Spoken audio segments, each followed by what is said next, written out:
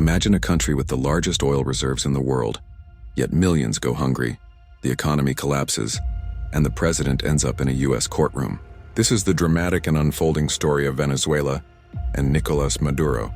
Maduro rose to power in 2013 after the death of Hugo Chavez, promising to continue his socialist revolution. But under his rule, Venezuela sank into one of the worst economic crises in modern history. Hyperinflation, mass shortages, and widespread poverty. People struggled to afford basic goods, doctors lacked medicine, and millions fled to neighboring countries in search of safety and work. In July 2024, Venezuela held a highly controversial presidential election.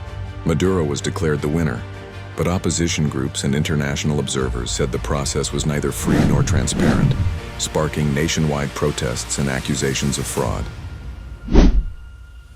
As protests continued into 2025, the economy remained fragile. Inflation soared, the local currency weakened, and while Maduro claimed modest growth in 2025 and projected further growth in 2026, many analysts warned that most Venezuelans still struggled to meet basic needs.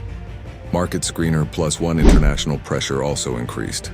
The European Union extended sanctions against Maduro's government, citing ongoing human rights abuses and repression. The United States ramped up its own pressure with sanctions on Venezuelan oil firms and tankers tied to Maduro's regime. Then, in a dramatic turn of events in January 2026, everything changed. In an unprecedented move, U.S. forces conducted a military operation in Caracas and captured Nicolas Maduro and his wife, Celia Flores. The operation, called Operation Absolute Resolve, took the world by surprise. Maduro was flown to New York to face U.S. federal charges, including alleged drug trafficking and narco-terrorism, charges he strongly denies, calling his capture a kidnapping.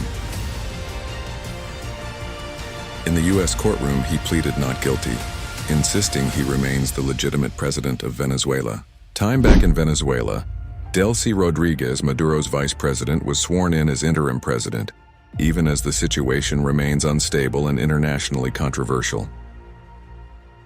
The capture has sparked protests and a crackdown on journalists in Venezuela, with arrests and media restrictions highlighting how tense the situation is.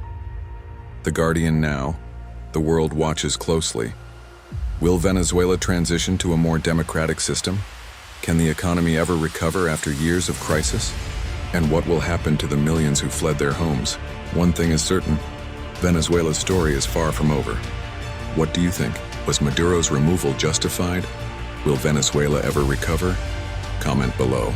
If you found this video informative, like, share, and subscribe for more deep dives into global stories.